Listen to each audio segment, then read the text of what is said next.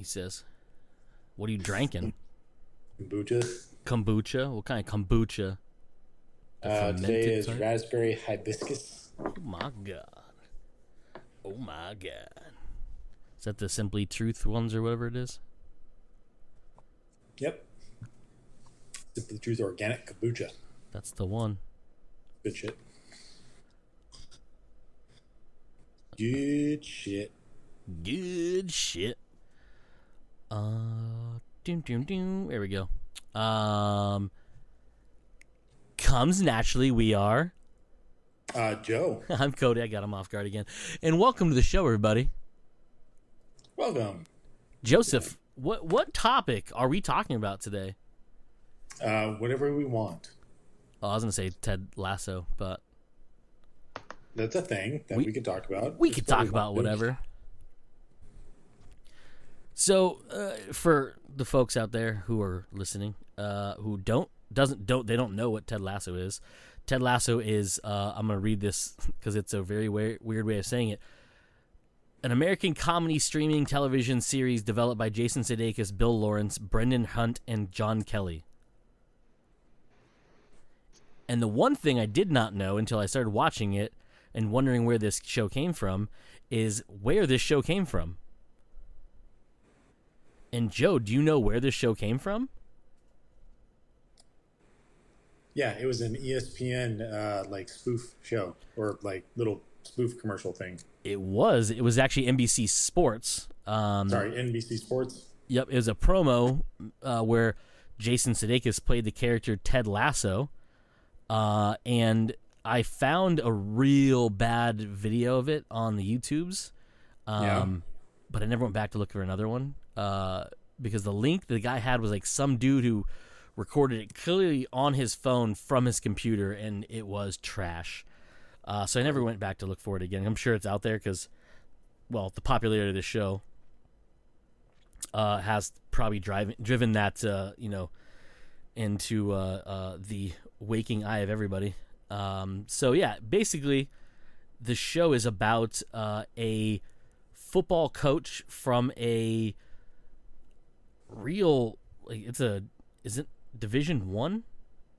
No. It's not even a lower division. Yeah, it's like a super low division college football team who won on his first year of coaching, won the championship for that whatever division it is, and then was recruited by the now owner of the AFC Richmond soccer team, the Greyhounds, if I'm not mistaken, right? Is the name of the...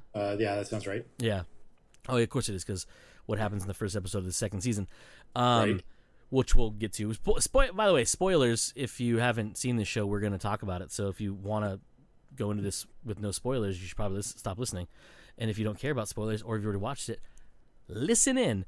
Basically, he's brought in by the now owner of the AFC Richmond football club.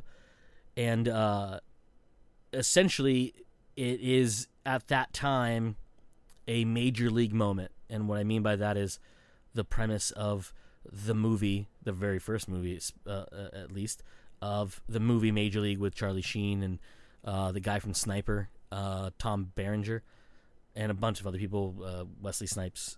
Which, by the way, I read this, and I was trying to remember where I put it because I could have swore I saved it, but I didn't. Did you know all of Wesley Snipes' scenes? Do you know why they were in slow-mo? No. Because he's not fast. Really? So all the scenes where he's running were in slow-mo because he's very slow. I guess that makes sense from a filmmaking standpoint. Yeah. But it doesn't make sense from a actor standpoint. Yeah. It was like 10. I don't know why it popped up on the news feed or wherever I saw it. It was like 10 facts about Major League, which I thought was funny because we were just talking about how Ted Lasso starts off as a Major League situation. And then I saw that article and I was like, oh, I need to say, I don't remember where I saw it at, and I was going to save it, and I don't remember, because it was somewhere it wasn't Apple News, I don't think. Anyways, but it was really funny because it was like the Bob Uecker pretty much improv'd all of his lines. Mm-hmm. It was, what were the ones? They actually had to go through a brief training camp to learn how to play baseball properly. They filmed it in Milwaukee's stadium instead of Cleveland. So when they filmed the actual interior of the baseball games, it was actually Milwaukee. Was another one. There was a couple other funny little things in there. Oh, the fastest fastball Charlie Sheen could throw is 98 miles an hour, but that's after taking steroids. Oh, Jesus. Okay. Yeah, I thought it was pretty funny. A couple other ones too that was pretty funny, but that's Major League, not this. So Ted Lasso is essentially about this fish out of water story. Him and his coach, or assistant coach, Coach Beard, which I think is a hilarious name because the guy has a beard and he's a coach, and his last name is Beard. Just made me laugh because I thought it was a nickname, and then they actually said what his name was. I was like, oh shit, his last name actually is Beard. They are essentially professional coaches. They don't coach a sport. Jason Sudeikis' character, Ted Lasso, wants to be a coach no matter what it is. And so he jumps at the opportunity. And at first you don't know why. It makes no sense that this guy who just gained success in American college football would take on such a ridiculous job overseas. Now, if you said like he got the opportunity to be the coach of like like a U.S. soccer team, it would make a little more sense why he would take it. But this is him across the pond, as they say, in a sport he knows nothing about, and even by the end of the actual first season, still doesn't know everything about, which is hilarious. Nope. And just like in Major League, the owner of the team is a female who got the team due to something about where their husband. This happens to be a cheating bastard of a husband, who,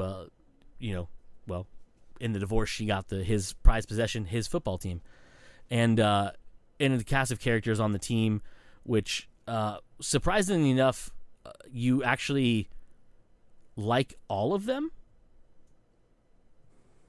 Yeah. One of them, and we'll get into more of the characters, is he's the fucking he thinks he's the shit and all this stuff, but you don't completely hate him, but you also don't like love him as much as you do some of the other characters. I would definitely say at the beginning of the show, he's not a very likable character because of the way he treats everybody else, and his two lackeys at the beginning in the first season, you don't really like him either. They do explain his backstory late in season 1, and it carries over to season 2, so you do still have a little bit of a you do sympathize with him for a little bit, but I still don't really like him personally. Yeah, for sure. Anyway, continue. So that's essentially the premise of the first season, is learning all about Ted and a little bit about Beard, but also about the owner of the team, which is a lot different, and you kind of can see where it's going if you're paying attention. And it's a really cool way they do it without it's not just like a night and day switch where like everyone's on board with Ted Lasso. Everyone is confused by Ted Lasso and confused why he's there. And then he slowly starts to kind of, I referred to it when I was watching it, Mighty Ducks it, where he basically, he brings this ragtag of team that's supposed to, they in all on paper they're good, but they're not as good as they should be, and he slowly does. But unlike the Mighty Ducks, which actually, if I'm not mistaken, the original ending for the Mighty Ducks, they're supposed to lose. Or is that Mighty Ducks? Or is that a different movie I'm thinking of? Anyways, doesn't matter. Spoiler alert, they don't win, which is a pretty interesting way of doing it, and a very interesting thing when we come to season 2, which we'll get to in a minute, the way the story goes, because it was a very abrupt jump there. But we'll get there in a minute, because we won't talk about this show, because I like this show a lot.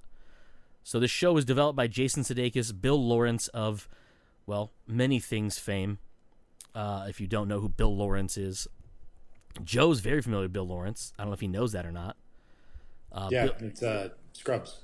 Yes, so Bill Lawrence is the co-creator of, he's the creator of Scrubs, co-creator of Cougar Town and Spin City, and a couple other ones, including he wrote on The Nanny and Boy Meets World, if I'm not mistaken. That I don't know. But yeah, basically Bill Lawrence has been doing a lot of TV for a long time, and he's pretty good at it. Not bad at it. I would almost say.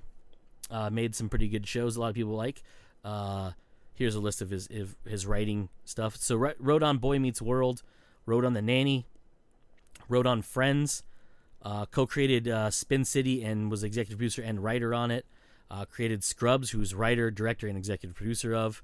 Then there was Cougar Town, Ground Floor, which I believe was a spin-off of something or other. And then he's done a bunch of other things. One of them, Mike's not here for us to not mention it, which is Undateable. He executive produced that show. He did the Rush Hour TV show that has basically went or come and gone very quickly. Whiskey Cavalier, which was with Laurie Cohan from Walking Dead fame, and then now Ted Lasso, which he is now, has another bona fide hit on his record for sure, which is pretty ridiculous because that show, I mean, it's pretty solid. Brendan Hunt, who actually plays Coach Beard in the show, is also one of the creators, along with Jason Sudeikis and Bill Lawrence. And he's done a lot of different things. I'm not going to go through all of his many accolades because he's done quite a bit of movies and television shows, but he's really good friends with Jason Sudeikis, and they've worked on a lot of different things together. And oddly enough, he wrote on things like Reno 911, or he was in Reno 911 as an episode, but then I saw he wrote on the show, where was it? I just had it here. I was going to say, because Joe, I believe, liked this show as well. Hold on, where'd it go? Key and Peele. Yes, I did like that show. He was also in a couple of sketches, but I believe he wrote on it as well, if I'm not mistaken, if I saw that correctly. And then he's done a bunch of different stuff, a lot of stuff with Jason Sudeikis, including Horrible Bosses 2 and a couple other things that I believe I saw him do. But he's, he was in, what was that? What was the stupid RV one that Jason Sudeikis was in? Oh, I actually liked that movie. Because it also has it's Jason Sudeikis and Jennifer Aniston. Jennifer Aniston, yeah. Holy shit! Why am I spacing on it? I don't know. We Are the Millers. I almost said RV, but that's the other one. Yeah, We Are the Millers. Yeah, We Are the Millers. Yeah, so it's pretty cool. He's done a lot of different stuff. And I don't know anything about Joe Kelly because I couldn't find anything on him. He doesn't really have much of an IMDb or a Wikipedia to look up, so couldn't do that. Cast, I can't tell you I've seen much of any of these actors in anything. I think they are very much English actors. For sure. So I don't know. I found a thing for Joe Kelly. Now I understand why they're friends. So he wrote on How I Met Your Mother with Brendan Hunt. He was also a writer on Saturday Night Live, a couple other big things. I've never heard of a show called Detroiters, but it was a show apparently that lasted 5 episodes. Yeah, I think it was on Comedy Central. That sounds familiar. Yeah, and then there was a couple other things that was listed in there too. But he wrote on Saturday Night Live for 2 seasons in 2013. Here it lists 54 episodes between 2003 and 2013, and then 2 episodes in 2013, and then 3 episodes in the span of 2013 to 2017. So a handful of stuff he did on Saturday Night Live. That was a bunch of that stuff.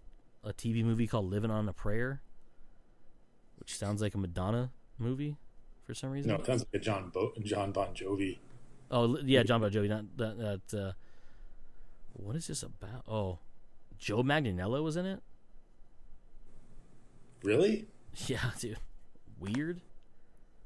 Okay, whatever. I don't know. I just clicked on it and I don't know what that is.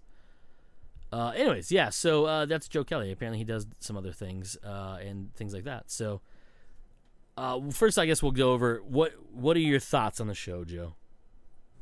I absolutely love the show.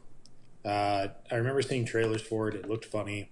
Of course, it has Jason Sudeikis in it, and it very much so was a fish out of water story. I never really compared it to anything else because I couldn't think of nothing else popped to my mind like you or Mike did when they saw the show. I don't remember my direct reactions to watching the first few episodes. I just remember just being hooked on it and loving how funny it was with the fish out of water story, and then slowly realizing how good it is from just an emotional standpoint. And you really do start to feel for all the characters in it, especially Ted, who by the midpoint of the first season or something like that, again, I don't remember the first season all too well. The reason why he is over in England is because his wife wants a divorce. So he's kind of fleeing that situation and doesn't really want to directly address it. So he's basically just throws himself into this football team. And then conversely, the reason why he is an American football coach hired to do European or really worldwide football is because the new owner wants to run the organization into the ground because she won it in the alimony lawsuit or in her divorce proceedings, essentially. And she wants, like, she definitely wants to run it into the ground into the beginning of the season. But it seems like she has like a turning point towards the middle, and you want to start rooting for her and everything. But even right there at the end, she ends up seeing her husband or ex-husband one last time, and she's on the cusp of really believing, because that's one of the Ted Lasso's things, is to believe. She's on the cusp of wanting to believe, and then her ex-husband ends up back in her life again, and she has a total meltdown and just basically gets rid of one of the best players on the team, essentially just killing the season. And in the final episode, they end up playing against his team, because I don't know exactly how the sport works, but apparently he was on loan from another team. Yeah, that's a weird soccer thing for sure, or football thing. So once that he's no longer on loan, he goes back to the other team, and the other team is the final team that they end up playing in the finals of the football season. I did like the way that they tie it up. It makes it more exciting. It does make it feel like they're going to win. And then Jamie, who's usually a hothead and a ball hog, essentially ends up passing it to another teammate and getting the final goal, which their team wins. And then the Greyhounds get relegated, basically moving from a higher tier football system to a lower tier football system. But I don't know. Then she finally does come around to the believing point of things, and by season 2, she definitely does believe in the team and whatnot. It's such an emotional journey to go through, and it is such a fantastic and funny and heartwarming show. Those are things like I expected to go into it laughing and not getting the heartfeltness and really caring for these characters. I am even into season 2, we're 2 episodes into season 2, and the relationship between Roy and what's her name, Keely. Yeah. You want that to work so badly, because I love Roy. He just has no damn filter on him. And especially when they put him as a color commentator on some sports show in episode 2, and he is just letting him have it. F-bomb this, shit that, stuff that I don't know if actually you can put on European TV. Maybe you can, which would be hilarious to watch somebody just shit talk an old team of his. And at the same time, Keeley runs into Jamie, who's kind of at his lowest right there. I can't remember, was he fired from the team or he was let go? He quit to make his dad mad. Yeah. And then he started doing a reality TV show. You find out that, which was another, like I said, his character through the beginning of the first season was he was a real asshole. He was just a dick. Everybody on the team hated him, with really the exception of his two lackeys. It's the final episode when he passes it off to a teammate who scores the goal that you see after the game. His dad is just berating him for doing the pass, saying that he should have taken it himself, that he's not an all-star player, blah, blah, blah, blah. So that's the part where you're like, oh, he's not really he's an asshole, but he's an asshole because he's just trying not to be yelled at by his dad, kind of thing. And you start to feel for him. Season 2, he ends up on that weird, what was it? It was like a what would you compare it to here in the States? It's a Fantasy Island type thing, with all or Pleasure Island. There's so many of those shows, I don't even know what all of them are named. And he ends up losing there. He has nowhere else to go. He ends up talking to Keeley at one point, and circling back to the relationship between her and Roy, is that you have a scene just out of nowhere. She's basically rubbing one out in her bed, and you're like, oh shit, is she thinking of Jamie? Is she, flicking the basically old beam, emotionally cheating on Roy? Roy walks in after, let's see, what was he doing before that? I can't remember. He was on kind of he was happy at the time, essentially. He was wondering what she was doing, and she was really embarrassed by what. And you're, as the viewer, seeing how the things were playing out, you were thinking that, oh God, she's back with Jamie, and this is going to ruin this relationship, which is you're so invested in. And then they don't. It just turns out that she's rubbing one out to the fact that Roy, in his retirement speech, was being so passionate about football. It embarrassed him. He didn't really like it at first. By the end of the episode, he totally was into it. But yeah, you're just emotionally involved in everything. So I absolutely love this show. What do you think? I wasn't apprehensive about watching it. I just hadn't got around to it. And then on my, now weekends off, I was like, you know what I'm going to do? I'm going to check out Ted Lasso. I'll give it one episode. If I don't like it, I've only wasted whatever 30-ish minutes or whatever they are. Around 30 minutes. I think they're like 30 to 33 minutes or something like that. Anyhow, so I was like, yeah, whatever. The first episode, I was just like, okay, no, I'm in. I get it. I texted you guys. I was like, y'all should have told me it was Major League, but with like soccer. And I would have been not more inclined. That was a joke. I was going to check it out eventually because you guys kept fucking talking about it. But no, I was the end of the episode. They do such a good job of that in that first episode of giving you so much of the characters and like just setting up the I'll say fictional world, the world that is. And to your point, I think it was your point when we were talking about it before.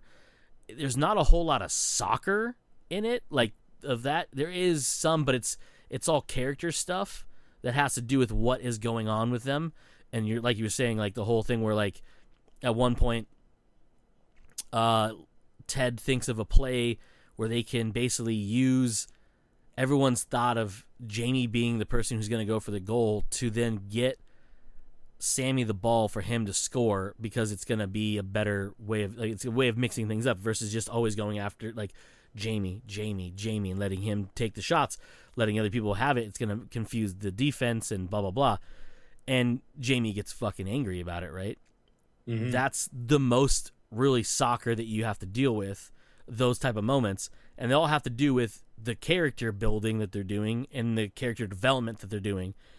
Even with stuff with Roy, where in the first game, Sammy gets injured, and before he gets up, he says, "Play it up," like let's wait. And then when he gets him up, the crowd starts cheering for him because he's like, "Oh, he's gonna fight through it," blah blah blah, sort of thing.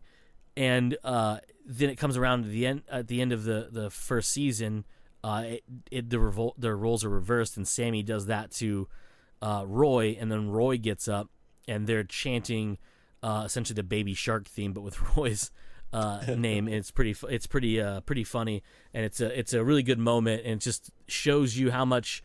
Because at the beginning, everyone avoids Roy. Like, no one wants to deal with Roy because he's such a sourpuss and he's such this old man, which is weird because like in the show he's like 37, I think. I don't know his actual age, but I mean that's old for a player. Of course, yeah. So I mean, it's old for that. But Jamie's always like calling him grandpa and all this, all these things like that.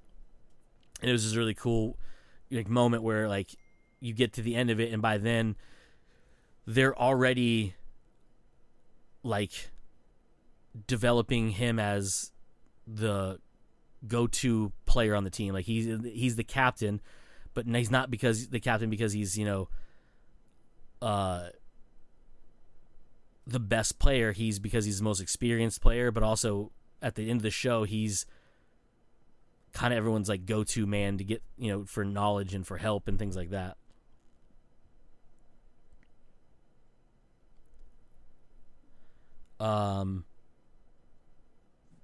What else was I gonna say? But speaking of characters, I love how in the first season, the city that they're in is also a character in the show. You have so many people that it really feels like that Ted just lives down the road from the soccer field, and everybody's life just kind of revolves around that soccer team.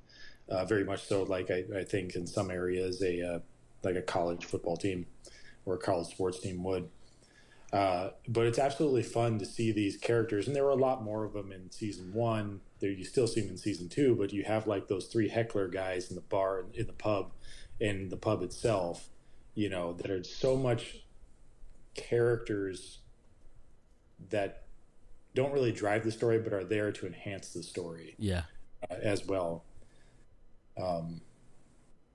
Yeah, what else was there?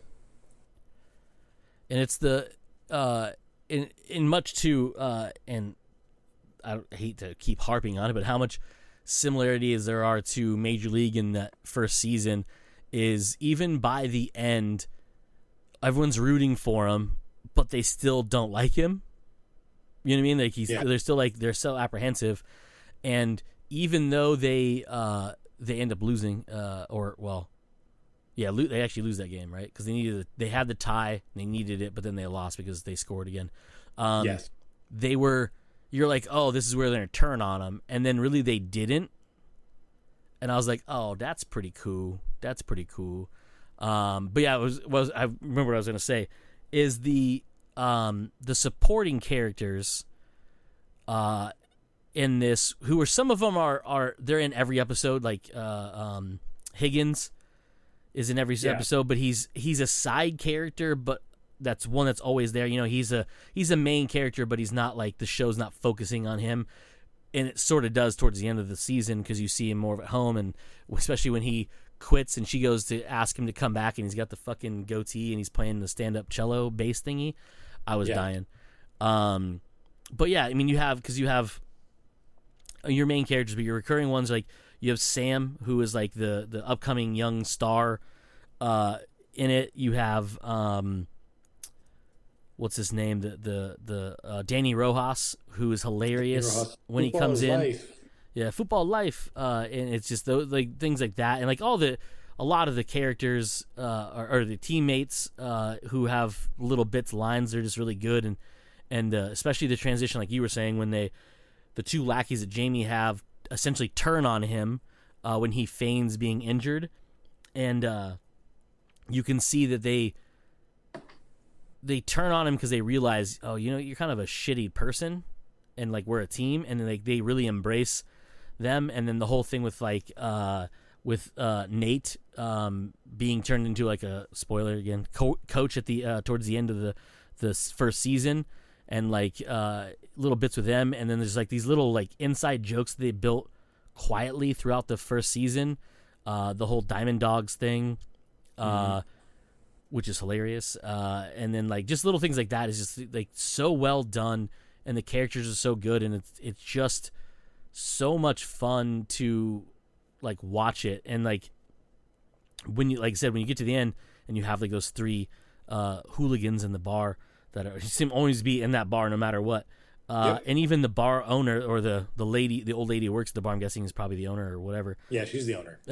She's even like, you think she's totally on Ted's side, but she's not even. She's also like, no, like I'm a soccer fan, and you're still kind of ruining it a little bit. You know, we're not too sure about you and things like that. It's just a really good way, like just amazingly well done. I'm trying to think of his name because he was her husband.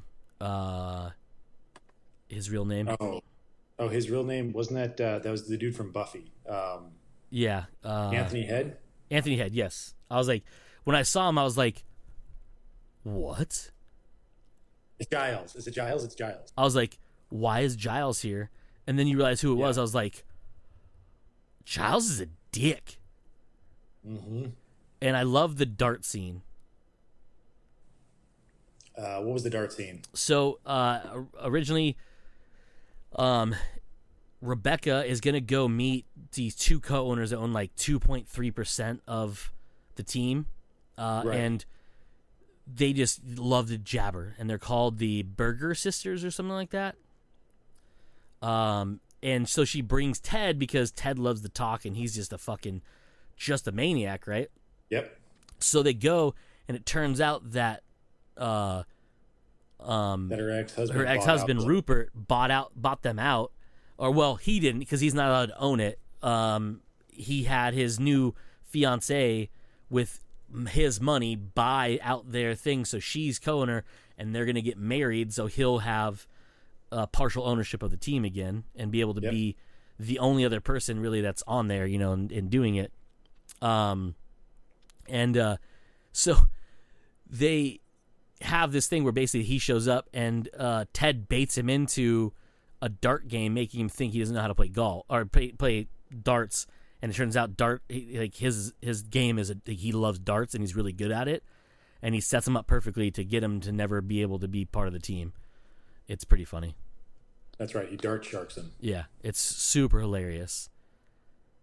Like super, super hilarious. And I was like, oh, fucking got him, dude. Because he's down and he's like, how many do I need to win? She's like, you need triple 20s. And he's like, oh, okay.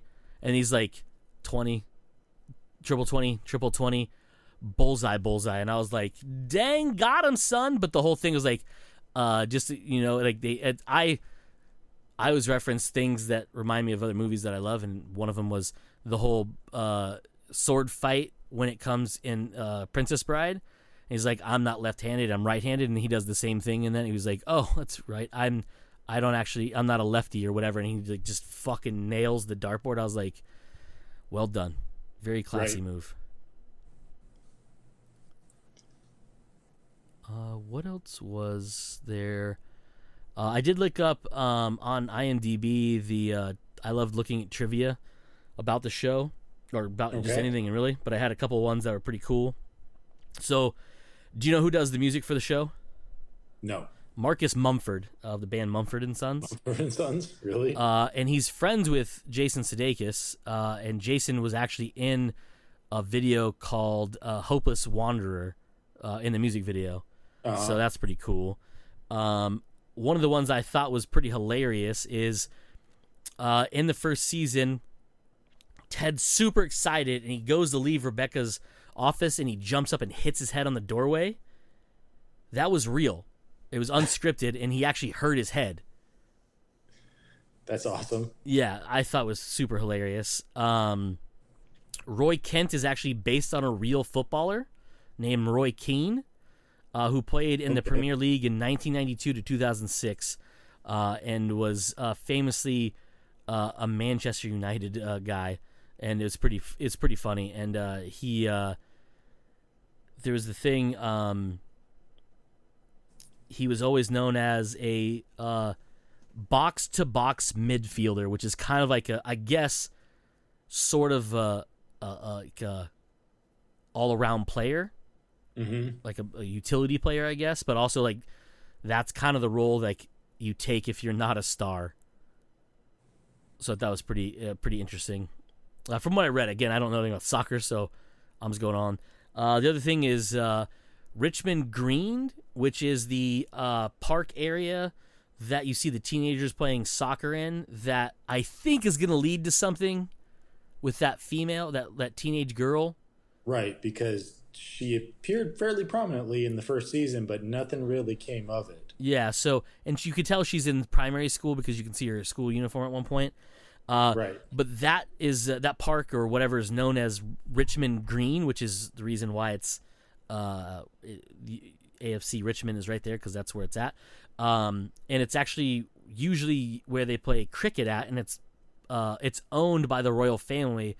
So the Queen was actually paid indirectly for them to use the filming to film there, which I thought was pretty cool.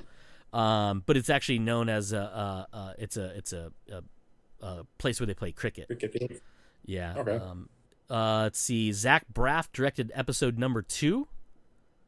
Oh, wow. He was actually in Britain when the show was filming, and he was invited to direct an episode because of Bill Lawrence, obviously. What was another one that was pretty cool? I thought this was pretty funny because I'm not a huge sports guy, but Ted Lasso's practice speech, air quotes, that he gives to Jamie is a near identical response Allen Iverson gave during a press conference. Oh, really? The part where he yells at him for like practice, like practice, this practice that, you're not a team player type. That speech was pretty fun. And this is the one that just made me giggle when I was looking at this earlier before we started recording. The show shares a major plot similarity with Major League from 1989. A team owner's former wife, widow, wants nothing more than to see the club fail and does anything she can to sabotage it. The main difference being that it's about a football club instead of a baseball team. Right. I thought it was pretty funny. And I didn't know what a kit man was.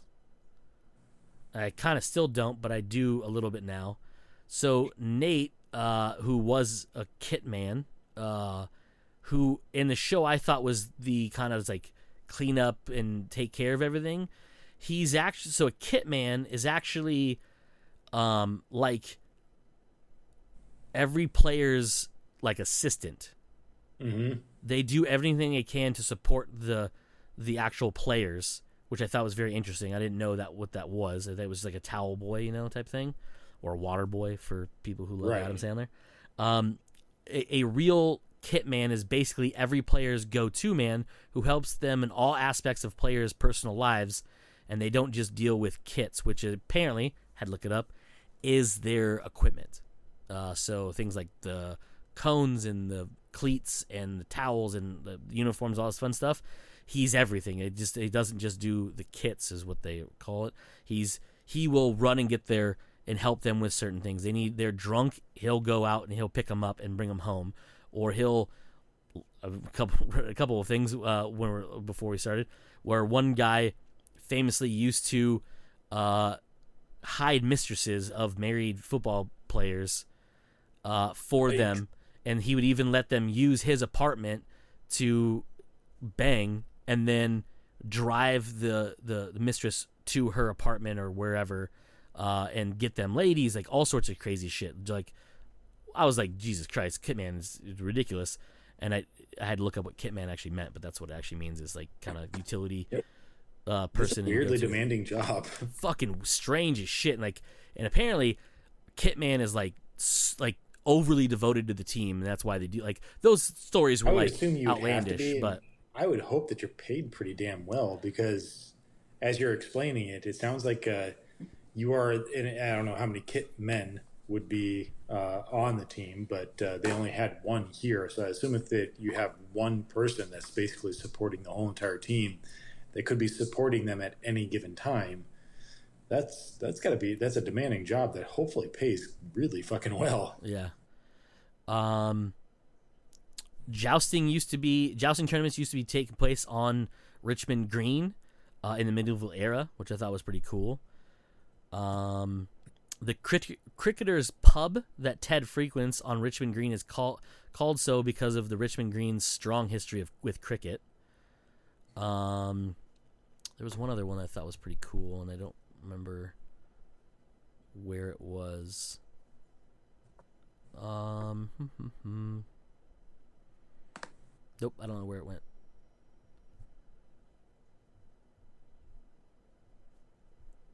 Nope, I don't know. I lost it. I thought I had it saved on there somewhere, but apparently I don't. Or I read them all and I thought I had another one. So yeah, those are the trivia things I found, which are pretty fun. I thought they were pretty cool. One of the reasons I like IMDb because of that. But yeah, so to get back to the actual show. So it's pretty cool. The show, like we have said several times, it's tremendously written, tremendously performed. Won a bunch of it was nominated for a bunch of awards. It won a bunch, right? Like American Cinema Editors things, Emmys, right? Where are the Emmys at? Or Golden Globes? Yeah, Jason Sudeikis won for Best Actor in a Television Series or Musical Comedy. Ted Lasso won a Peabody Award in Entertainment. They've yet to do the Primetime Emmys, but they do have 6 Primetime Emmys, and they have 5 Primetime Creative Arts Emmys nominations. Jason won Outstanding Performance by a Male Actor in a Comedy Series at the Screen Actors Guild Awards. Writers Guild Awards, they won Best Comedy Series and Best New Series. And they have a ton of different nominations and pending awards for other ones, like Hollywood Critic Association's awards.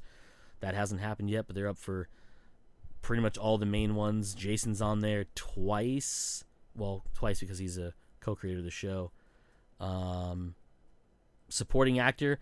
4 of the people in the show are up for Best Supporting Actor in a Streaming Series Comedy.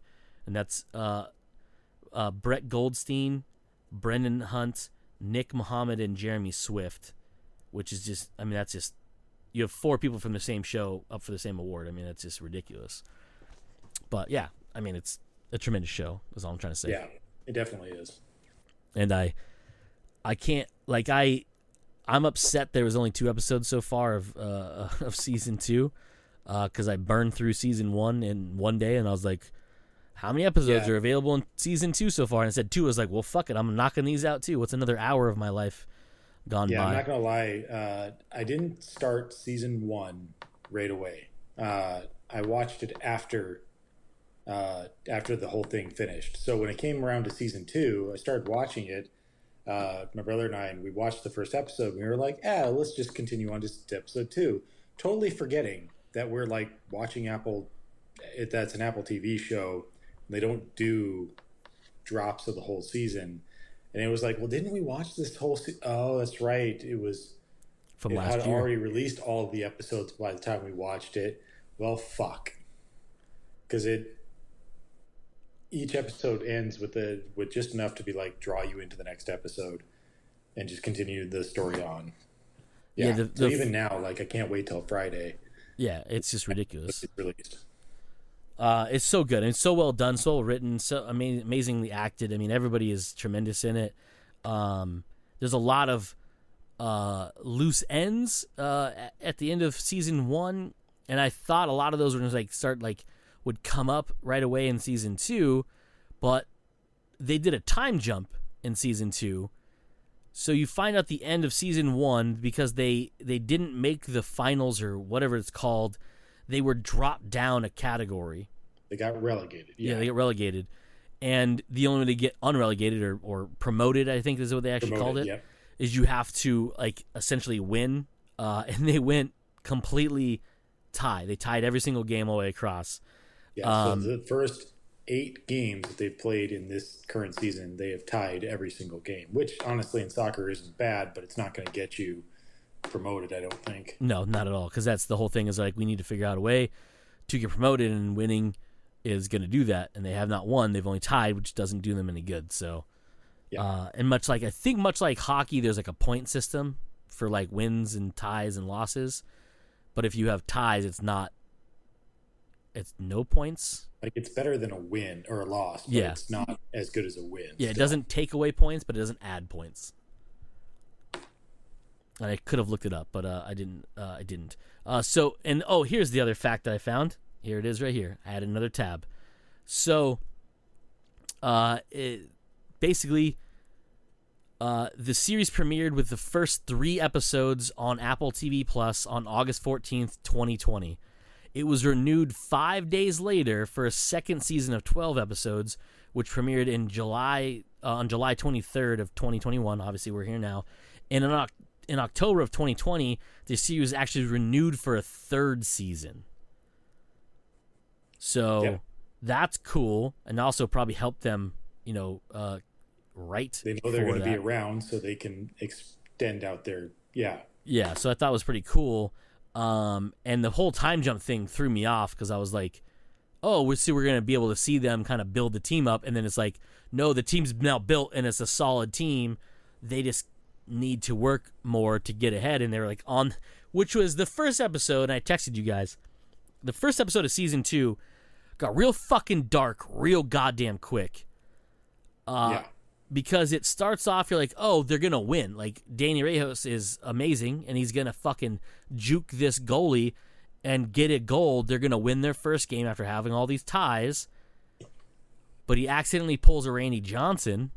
Yep. Which I thought was going to be a full-on Randy Johnson, where he was going to hit the bird. Yeah. No. The team's mascot, who is owned by a local, who just happens to have a greyhound, that loans it to the team as their mascot, it gets loose of its leash, chases this pigeon that you see fly in, which obviously is a CG pigeon, and then jumps to grab the pigeon right in front of the goal as Danny kicks it, hits the dog, ends up killing the dog. And then I was like, what? And then Danny's destroyed. He's just fucking ruined. And they have to bring in the sports psychologist to help him kind of get past they don't want to say the yips, but the yips.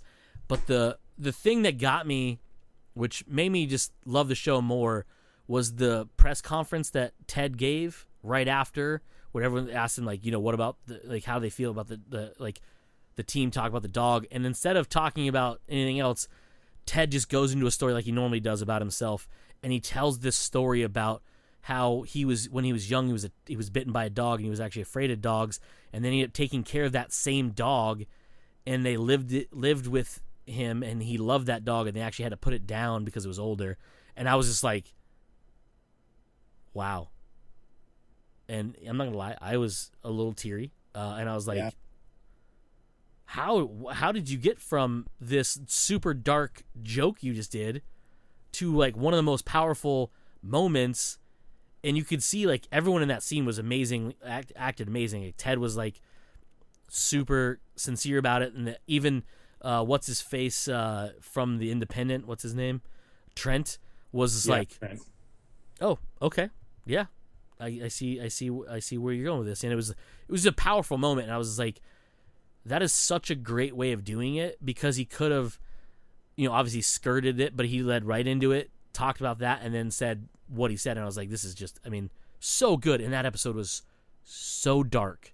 Mm-hmm. It was ridiculous. And there's some funny parts in it too, but also I was like, that's how you fucking start the second season? Jesus, guys. And then of course Roy's now coaching a little league soccer team. Yeah, like grade school, his niece's grade school soccer team, and he's just calling them. He's like yelling, like calling them fuckers and cunts and they're losers and all this stuff. And I was like, God damn, I don't think you can do that. He did it. But the kids are so happy to have him. And it's so much fun. He's like, so and so's mom brought orange slices. Go fucking have fun or whatever. I was like, geez. And the trophy thing. dying when he did that. Here you go. Here's your fucking trophies. I was fucking like, trophy. that is for wearing your clothes, looking good in your clothes. For your fucking trophies. yeah, so good. Or the swear jar. Yeah, counted up in that one scene on the fucking bench when he's just going to town, and you can see his niece is just tallying. He opens up a book and just starts tallying, and then Keely is just, how much is that? And she's like, he owes me like some obscene number, like 1,300 and something pounds or whatever. I was like, yeah, that girl has accounting in her future. I don't know, because he fucking cusses like crazy, which is fantastic. To your point earlier when you were saying when he became the color commentator or the commentator on the soccer show on, I think it's called Skynet or something, which is really funny, or Blue Sky or something like that, which is their sports network or something. He's just going down, and the guy's like, sorry about the fruity language and all this, and I was like, he is just, and he's so fucking pumped at the end of it, and he goes home and they redo the whole a very similar to scene from the first season with Jamie and Keely, but now it's Roy and Keely, and it's a cool, again, a cool dynamic. They kind of reach back and do these homages to their own show and stuff about it. So yeah, I can't recommend the show more. It's listed as a comedy, which I understand because there's a lot of humor in it, but it transcends a comedy, and it definitely has drama elements to it. Yeah, and it's just such a good character show. Yeah, it's unlike anything that I know of that Bill Lawrence has done. Bill Lawrence, from all the stuff I've ever seen, has always been more of a sitcom type creator. I mean, Undateable had its moments of drama, but not. It's definitely a comedy. Scrubs, there's some moments in it that have drama, but it's mostly just levity and comedy, things like that. Cougar Town, I've never seen a single episode, so I'm not too sure, but I'm pretty sure it's comedy. But yeah, I mean, it's so well done, and qualifying as a comedy is, to someone who's a layman, is a disservice to the show. How would you put it? I'm not too sure. Dramedy would be the best way to put it, even though I hate that term. Because you can't just have stuff that's just hard drama and it's definitely not just all comedy. It's a very well balanced, very well written show, and I really just hope they take their time and have enough to keep that. I mean, the first 2 episodes of season 2 did not let down. They were fantastic, and you can see that they're definitely branching out to more things with Jamie and with Roy not being really part of the team. Well, spoiler at the end of episode 2, Jamie is part of the team.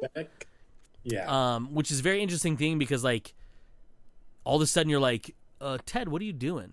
Like, that's not a good idea, right? Because the team really goes against Ted when they think that he's bringing Jamie back, even though he wasn't going to at the time, and then he obviously thought differently about it. So it's an interesting thing. It's like, just, a little bit stirring the pot of what's going to be coming, and it's just, I mean, I can't wait to watch more of this show for sure. Definitely.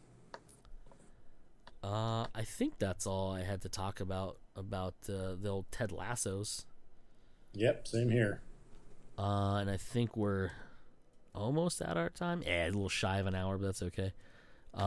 Nobody's gonna care if it's not an hour long. But yeah, so if you have access to Apple TV Plus, highly recommend watching this show. If you don't, maybe you have a friend that does, or if you want to buy a new Apple device, you can get. I think you can still get some amount of time of Apple TV Plus for free. I don't know if it's a year anymore, but it's on there. And there's other great shows on there too, so it's not just, don't get it just for Ted Lasso. I mean, do get it just for Ted Lasso, but also check it out because it's, do you know how much it is a month? Is it $10 a month? I want to say it's $10 a month. That sounds right. I know.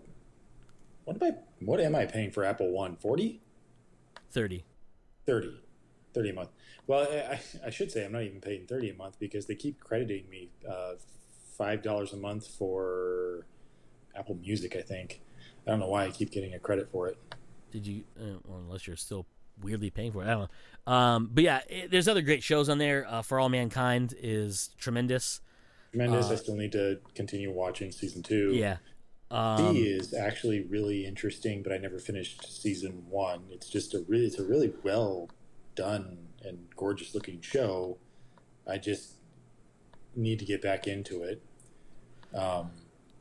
Continuing down that route, Morning Show is actually a fantastic show as Morning well. Show is fantastic. Again, I'm not fully through season 1, but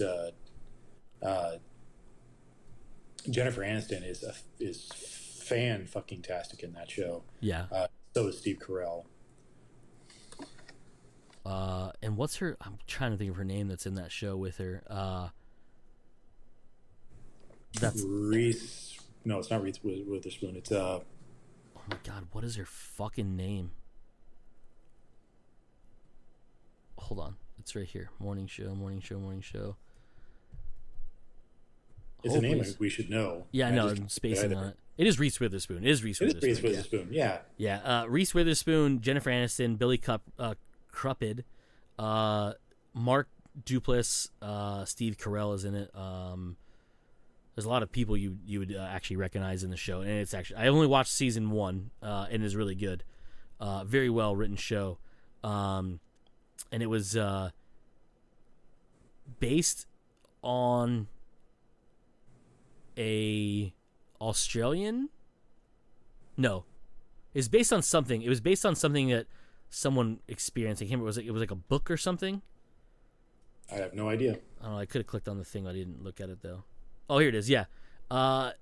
Inspired by a book by Brian Stelter called Top of the Morning, Inside the Cutthroat World of Morning TV.